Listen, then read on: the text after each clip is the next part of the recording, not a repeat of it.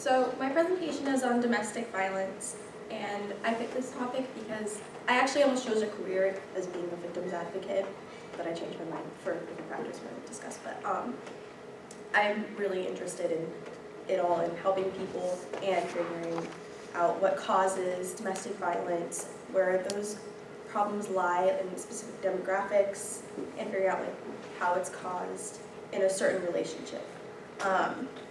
Domestic violence is a problem in today's society that goes unnoticed by most people, and that's for several reasons. Some women, and especially men, because domestic violence does happen to men as much as it happens to women, find shame in admitting it. And they feel like they will not be believed, that they're doing their partner wrong, or other things that we will get into later in the presentation that keep them from coming forward and getting help. Can you scroll down? So the first concept of domestic violence that I think is important to understand is the iceberg concept. I read about this in an article from 2004 by an author from, say, her last name is Gracia. I can't remember where she's from. But, so the iceberg concept is basically just as it sounds. You see domestic violence a lot less than it actually occurs. Basically, that would be the cases that you hear above surface. That's what you think of when you think domestic violence. But what's underneath it all is everything else that's happening right under everyone's eyes that we all just ignore, and you don't know. Actually, can you spell that again? I did not just put this in here because I like the show and because it addresses domestic violence, but I love the blue writing underneath no more, because each of those I found in my research connects perfectly. It's none of my business. That's a bystander effect. You don't want to help. You're just like, that's none of my business, I don't want to get involved. She was asking for it. That's the go-to when you hear about a girl who dresses the way she wants, but then gets roped into domestic violence or a controlling relationship or rape, anything. That doesn't happen to guys. That's an important one, because domestic violence does happen to a guy. The only difference is what man is going to step forward and be like, my wife punched me and knocked me out. It doesn't happen.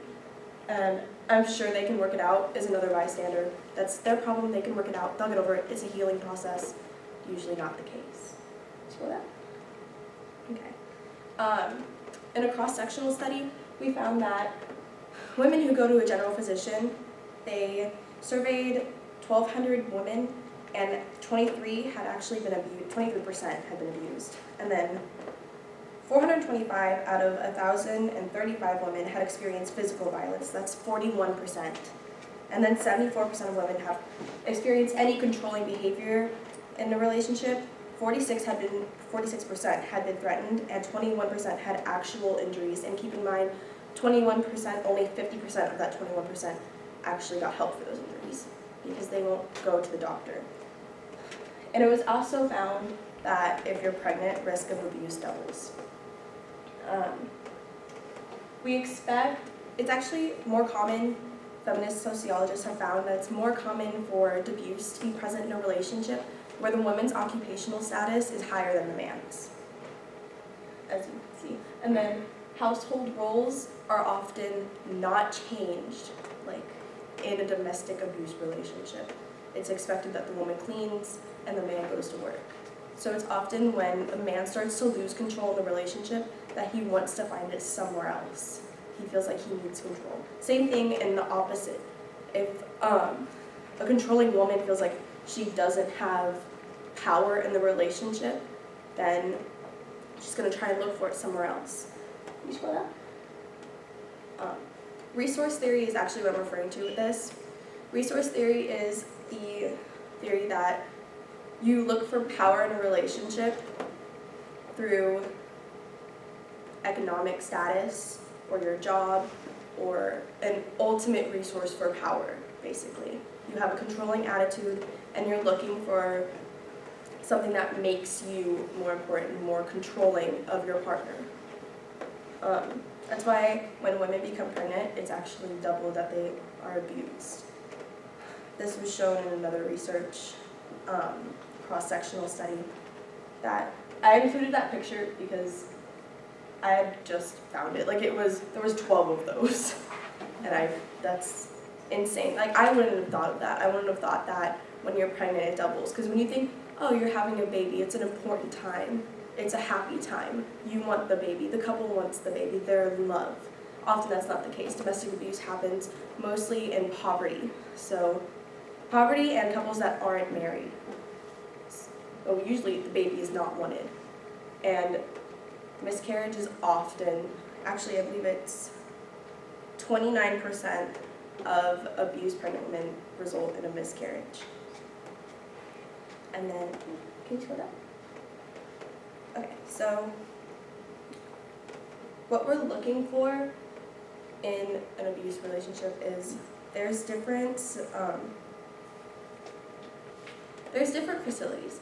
There's victims advocates that help couples, and if you're actually looking and you can find the power to speak out and be like, we either need help, because the problem is with most women and why they are men, when they don't step forward and look for help in a relationship, it's because they believe it's a healing process. They think that it's basically the honeymoon phase. So you hear about it, there's a man and a woman in a relationship. And there's actually a poem that I read a while ago that I really think is applicable to the situation.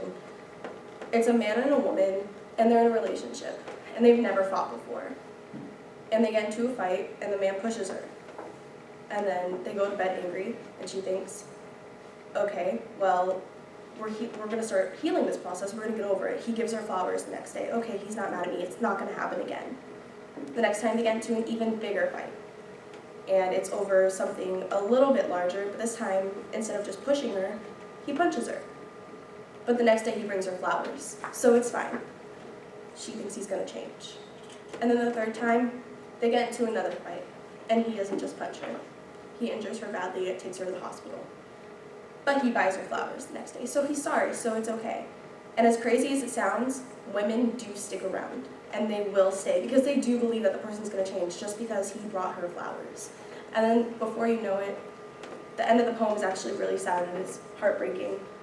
At the end of the poem, he kills her.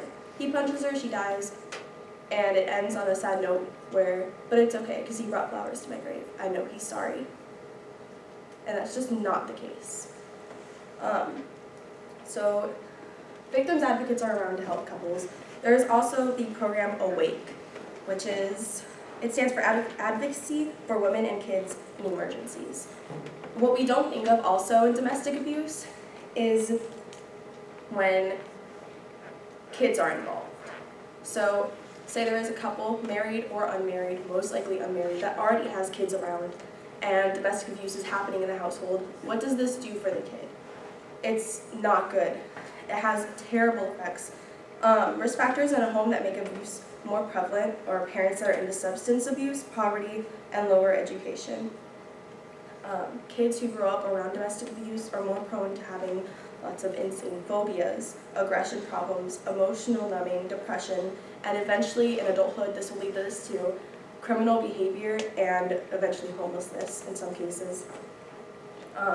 There's often a strong bond between the person being abused and the child, but because of that bond, it's so hard to break out of it, because the child is comforting the parent, which is something that shouldn't happen. Parents are meant to comfort children, which is why social services usually gets involved. Child Protective Services comes in, monitors the household, and will take away the child and put them in group homes, which isn't any better solution, because as we all know, group homes are not the best solution.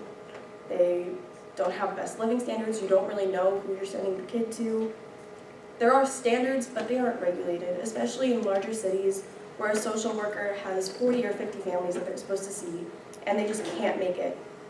And that's 30 to 60% of families in the US that have to deal with Child Protective Services.